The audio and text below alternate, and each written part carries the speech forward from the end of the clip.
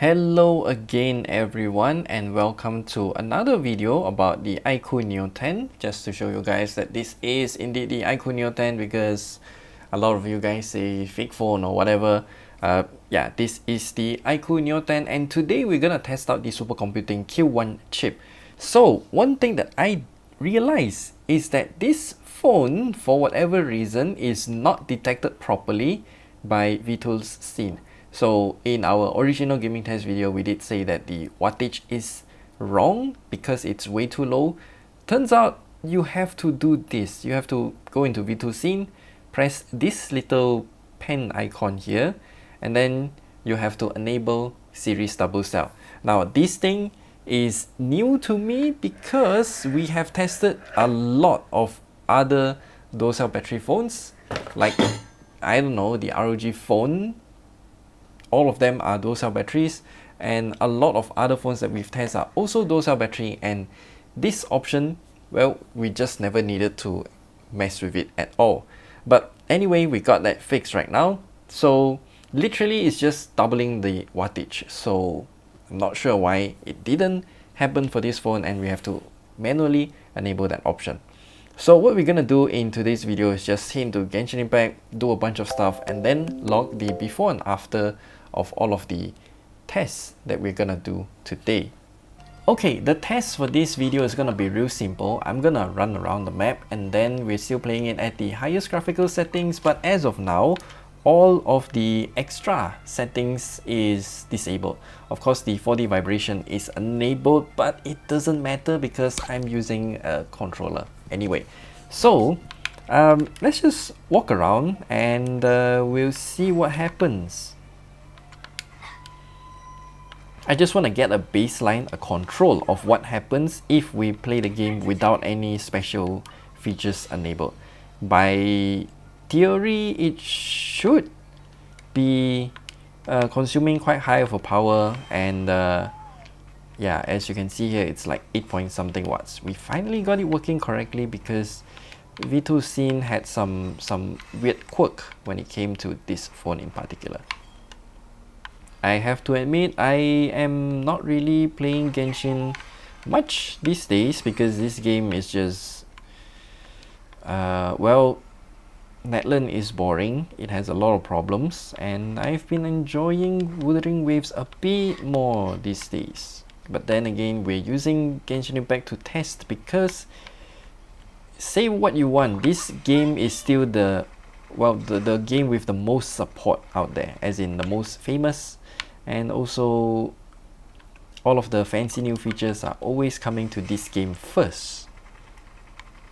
So one thing I realized is that within just like about 5 minutes, the phone has already thermal throttled. So I think we have to redo the measurements because once it thermal throttled, everything goes haywire. So we will take the thermal throttled performance instead. And I forgot the color. I didn't even look at it. They reshuffled the color every time, is it? This is such a scam. I was right. Oh my god. Okay, I got scammed a lot more times. At least it's a different type of quest, I would say. So I think we've been here long enough getting scammed. It has thermal throttled, so the wattage is at around like 6-ish watts. 6-ish. And the frame rate is at around 40-ish FPS. So okay. Now it has dropped even further, like 30 something FPS.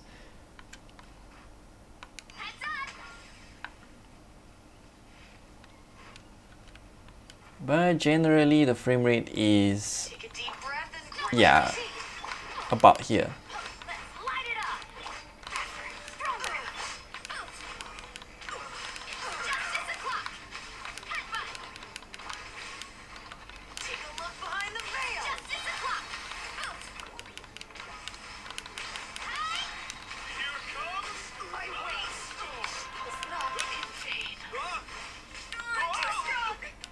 The hell, you stuck down there?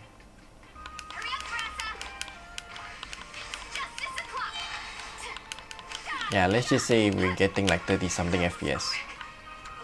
So basically 30-ish FPS, wattage 6-ish, 6.5, it does jump around, but overall, yeah, the performance really did dip a lot when it thermal throttled. And remember, this is just the highest graphical settings without any of the fancy features enabled. So let's just now enable the fancy feature. So we will start off with the game super resolution first. This did increase the render resolution from 1920 by, I forgot how much, to 2000 by 960 if I'm not mistaken. It's not a big increment, but that will definitely affect the power consumption and also the frame rate. Since in this case it has already thermal throttle, it will further impact the frame rate instead. You know, one problem why I didn't do any of the quests in Genshin is because it doesn't have a skip button.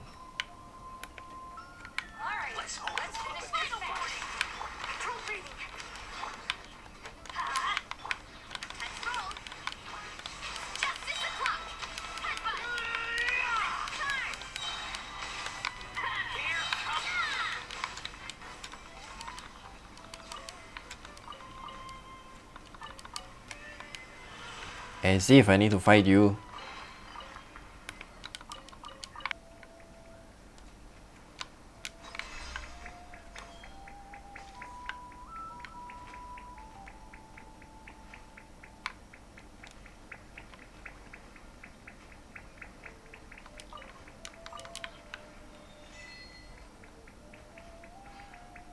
So as what we can see here, the frame rate,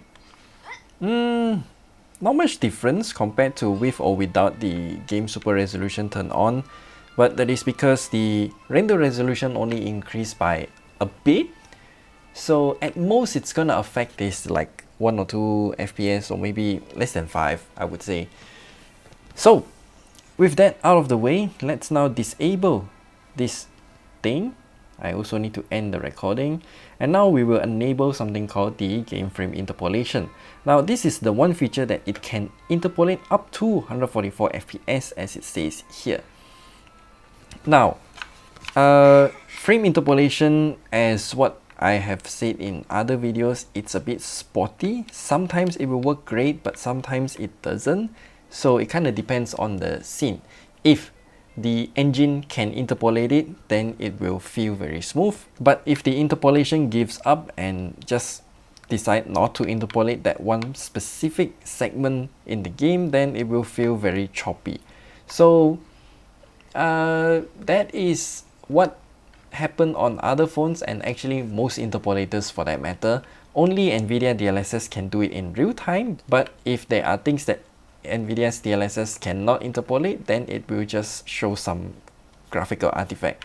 In that sense, it maintained the frame rate, but the graphics might not be true to what you are actually gonna get. But either way, this is a bit of a weird one because as we can see, for whatever reason, the frame rate just feels very choppy.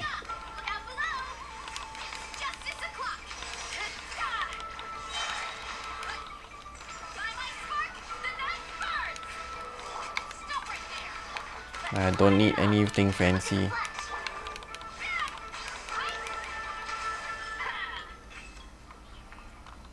So with the frame interpolation turned on, still feels a bit, how do I say this?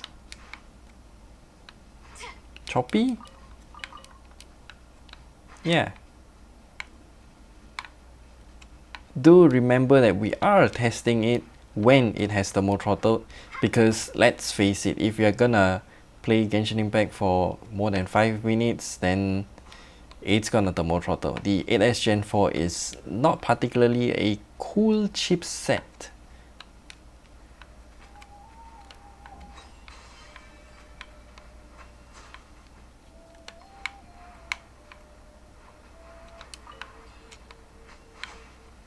So in this case, the interpolation, I think it did work.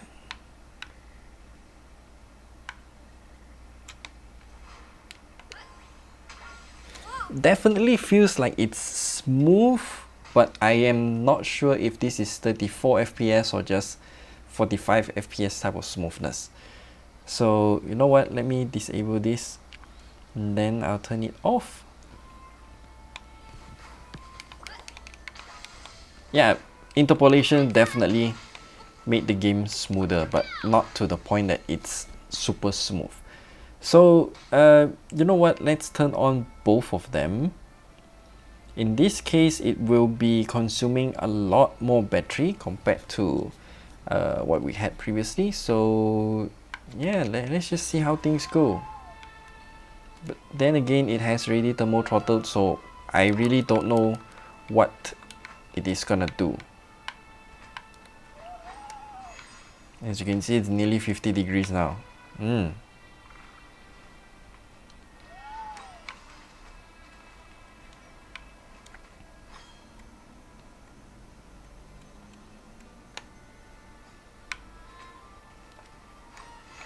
Whoever created this Natlan map should be fired.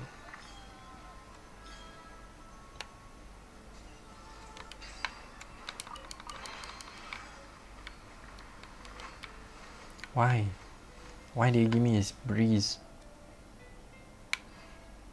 I personally can tell you that frame interpolation, when you turn it on, it does feel smoother overall, but not that much of a change.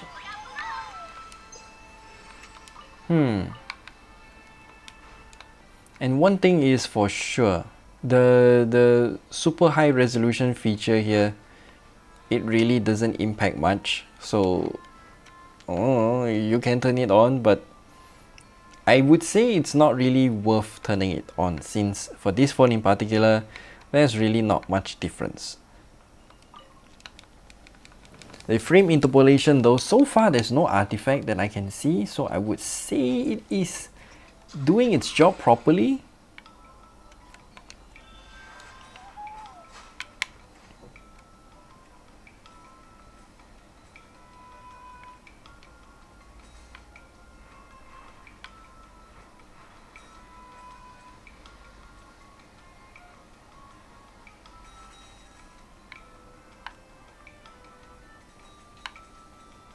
Genshin on a controller just feels so much better. Whoops, I missed one.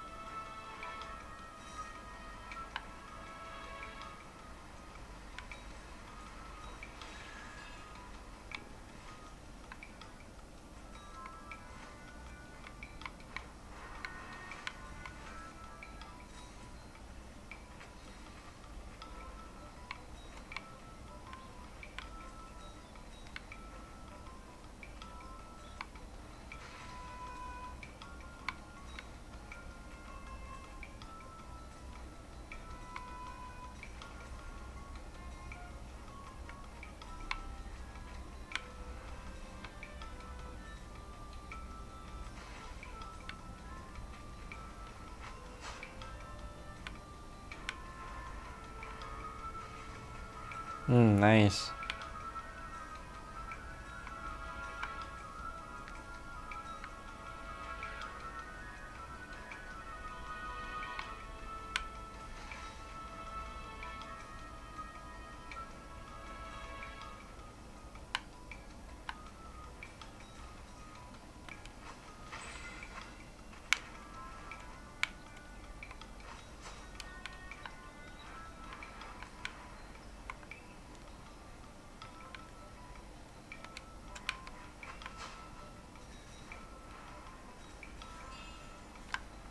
Yo!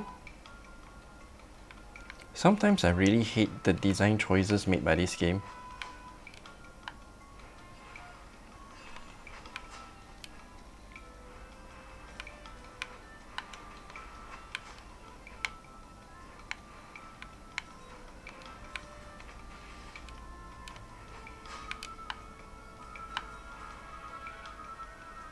That was so clunky. So yeah, that's all that we have for you for the gaming test with everything turned on. Now let's look at the analysis, because I would say it's not really doing much. So V2 scene. Now we will look at this graph first, because this is with all of the fancy features turned off. We can see the resolution is at 1920 by 864. So this is the native game that you're gonna get, the native resolution. Power consumption after thermal throttling. Yes, I started recording after it thermal throttled. The wattage is kind of all over the place, but as we can see here, it says it's around like 5.5 watts average. The frame rate, as you can see here, it kind of fluctuates a lot, but we can draw a line around here and say that it's somewhere around like 38, 30 something, somewhere around there. So that is what we're gonna get. This is with everything turned off, remember that. And this one is with the super resolution feature turned on, the game super resolution. While the render resolution isn't shown here, I do have another log that shows us that the render resolution is actually at 2000 by 900. So it's pretty high in terms of the resolution, but not that much different compared to what we had originally. So as you can see here, the impact that it has isn't exactly the most drastic. Now this part is because I was in the cave, so it's not really that demanding to render a small map area. So you can see the power consumption, if we take this part in consideration when we exit the cave, it's about the same frame rate as what we had just now. So nothing out of the ordinary here. Power consumption, we only have to take the rear part, which is like, I don't know, 5 point something watts, somewhere around there as well. And then this is when we only enable the frame interpolation feature. So as you can see, we're back down to 1920 by 864. The power consumption did go down a bit, not much. And this is interesting to see. So yeah, the power is still all over the place, but the average is lower. Again, this isn't 100% the most scientific test ever, because we're doing different stuff in the game while recording and doing different stuff as well. So you can see temperature is consistent because it has already thermal throttled. The thermal limit of this phone is quite high, 49 degrees Celsius. And the frame rate is around 30 something. But then again, the frame rate recorded by V2 Scene is the native frame rate before interpolation. And if we take into account after interpolation, that is a number that we cannot get on Android phones as of now, but I can tell you that it is indeed smoother. Not to the point that it's like consistent 60 FPS or higher, but it is indeed smooth. That's all I can tell you, because I can't really show you what's the exact frame rate after interpolation, because it's just not possible as far as I know. So in this case, the frame interpolation is indeed working and we are getting good results with it. It's smoother, but I don't feel any weird stutter like what we had on the Poco F7 Ultra. So yeah, do keep that in mind as well. So the last one is when we turn everything on. I'm not sure why the render resolution is showing this. It should be higher, but it doesn't really matter because I did turn on everything. And the average power here is considered quote-unquote wrong. But if we look at the frame rate, it's at around like 30-ish, 40 FPS, somewhere around there. And the power consumption, I would say not really that much different. It's still like around 5 watts average. So yeah, I really don't know what to make of this. What I can say is that the frame interpolation in this phone really does help. It does bring the smoothness up a notch. It's not really that how do you say this? It's not really game-changing type of smoothness, but it is indeed smoother. Keep in mind that we are testing this phone when it is actually thermal throttling. So If it has not thermal throttled yet, then your experience will definitely vary. But then again, since we are only playing this game for like 5-10 minutes, then it has already thermal throttled. I would presume if we are using this phone to play Genshin Impact, even without any of the fancy features, it will thermal throttle easily. Either way, the game super resolution thing doesn't really matter much, since it only changed from like what it changed from 1920 by 864 to 2000 by 900. Not that much of a difference, and in terms of frame rates, it's not that much different as well. Not a big impact, I would say. The frame interpolation also did not impact the power consumption much. It did lower a little bit, but not significant. And it also improved the smoothness by a little bit as well. So the Supercomputing Q1 chip seems to not be working really well for Genshin Impact. Again, we are testing it with the iQOO Neo 10, not the iQOO 13. But what I want to test is COD Mobile. Okay, so what someone commented on our video is that when you go into COD Mobile, one thing that we can do is to enable the maximum graphics, but since we cannot enable maximum frame rate with maximum graphics, what we do is to use maximum graphical quality and then turn on the frame interpolation. Where is it? Yeah, game frame interpolation. So we will turn this on, and you know what, we will just turn on super resolution as well, because why the heck not. So we will use these two options to hop into a game of COD Mobile with the highest graphical settings possible. I'm quite confident that this game is not demanding at all, so it can handle all of these things without any issues too. Where is the super resolution option? Super resolution. Self-adaptive, I'm gonna turn it off. So let's go into a game. So one thing that I want to show you guys is that it says up to 120 FPS. It doesn't even tell us what's the frame rate we're getting in the game, but that's okay. So I will just use my own eyes to judge how it actually is. So from what I can feel here, it's definitely real smooth. Okay, just know that we are going to hop into a game. Super resolution turn on and game frame interpolation turn on. In the game, however, we are going to use maximum graphical quality, max graphical quality. But since the frame rate will be downgraded, we are okay with that, because I just want to see how smooth it can go, because we are 100% relying on the frame interpolation to get a super smooth experience. So let's hop into a game. You will also see this toast notification as well when you turn on the frame interpolation. So it will say set the native game frame rate to max, or something something something. This is kind of unfortunate, because you should be going through all of these software things before sending it off for us end users to test it out, right? Because if we can't read it, then what am I gonna do? I don't even know what you're trying to say.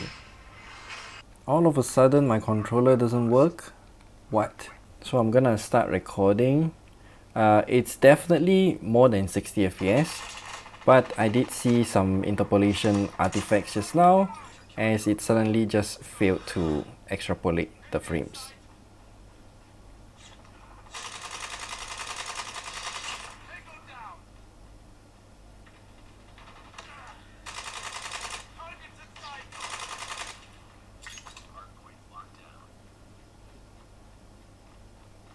So far, I can tell you that the interpolation method done on the iQOO Neo 10 is much better compared to what Xiaomi had on the Poco F7 Ultra.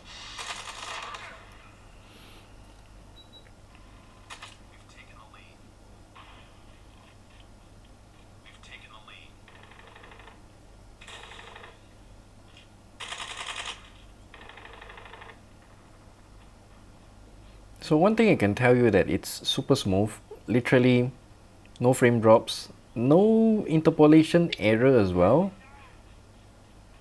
as far as I can tell.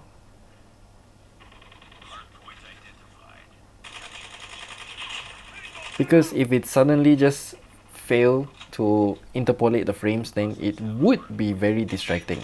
And so far there is no distracting graphical artifacts at all. So far so good.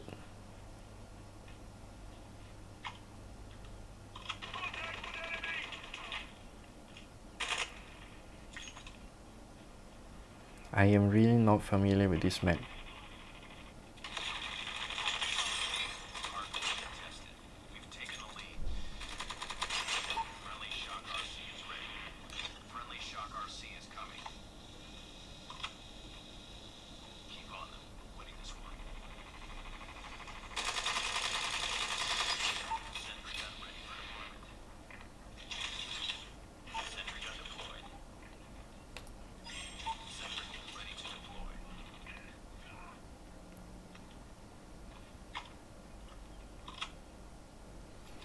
There we go, gonna end the recording here.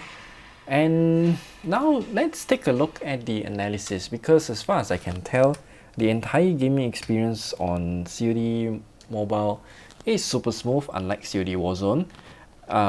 Rest in peace, even though the game was horrible. Okay, so you can see there is no render resolution logged, unfortunate, but I will go back here and try to get a render resolution. Okay, so the render resolution was 2800 by 1260.